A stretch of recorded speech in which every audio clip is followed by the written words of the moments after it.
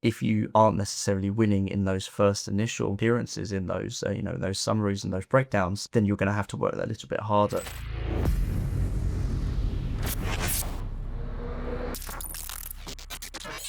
Hi there and welcome to From Ideas to Results. I'm joined by Ryan, our SEO strategist here at Sleeping Giant Media, and we are diving into all the things that are happening in the world of SEO. We are going to be talking about AI-powered shopping. We've also got Google Search Console updates and a little bit of an update on the acquisition of Semrush for $1.9 billion. It's a huge amount of money. But if we start with the AI-powered shopping results, can you just give us a bit of introduction, what that means and what we need to do to kind of be aware of it, really? Google and ChatGPT have been competing on this a little bit recently. ChatGPT released shopping research, which is allowing people to go in and really ask questions, sometimes quite vague questions, sometimes very specific, to get ideas for gifts from results just in time for Christmas. It brings out all the suggestions. You can then refine it, you can have that conversation, and you can pick and choose which items you would like to potentially compare. So it's really allowing that extra level of depth for a user to use an AI to make a lot of those decisions in a way that is no longer manual. It collates all that for you, it gives you the prices, and it gives you availability. So it's making that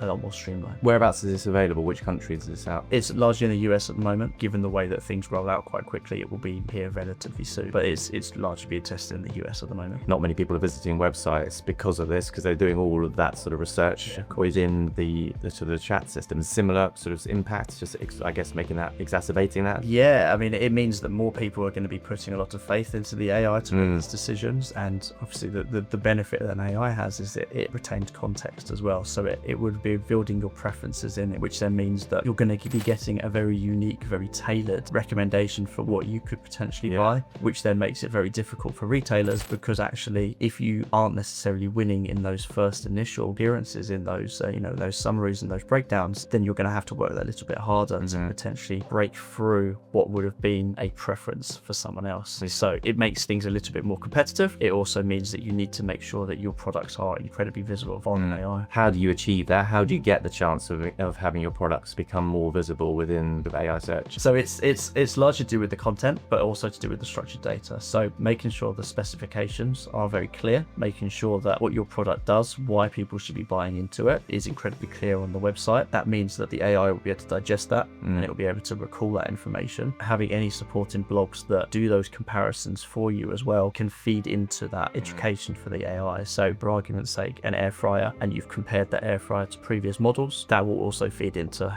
what's going to be withdrawn. But the structured data in the background as well, that's what really speaks the AI's language and can help with specifications like color and size and weight, but as well as cost and availability. So making sure that all that information is current and live is incredibly important in feeding into the AI. Otherwise it runs the risk of hallucinating as well. Moving on, we've got topic number 2. We've got Google Search Console. So there's been some updates. Could you give us an overview of those? Annotations are into Google Search Console now, which means that we can go in, we can click, and we can say, we saw this spike here, or we saw this decline here. We can start to put a bit of explanation around it. It just helps us quantify that data a little bit more and tell that story really as to, what is actually going on. Often that can be missed sometimes, but really data underpins everything that we do. So making sure that we have a very clear story, especially if other people are looking at our data, it helps us understand where the work that we're doing is really sort of making that impact and really being successful, and allows us to retrospectively look at that. And then from a branded filter perspective, it's a nice to have, but it allows us to better break out that branded search from the non-branded search, so that we can then understand how your brand is being recognized and how that's performing, and then how the non-branded performance is working as well. It seems quite arbitrary at the top, but what it does allow you to do is to really get into the specifics of how people are searching for you. Branded searches, people know who you are. Yeah. You want to be winning in those non-branded spaces as well, where people are ready to be convinced to come over to your site. So gotcha. It's quite good to be able to easily break those out and to segment that data in a nice clean way. And finally, we're looking at the acquisition of Semrush or Semrush by Adobe. What's the sort of highlights of that one? So this is a big one, because I think there's always a lot of conversation in the industry, especially with the rise of AI, about what is the future of SEO and where does this leave us as an industry. And actually this massive investment from from Adobe suggests that SEO is not dead.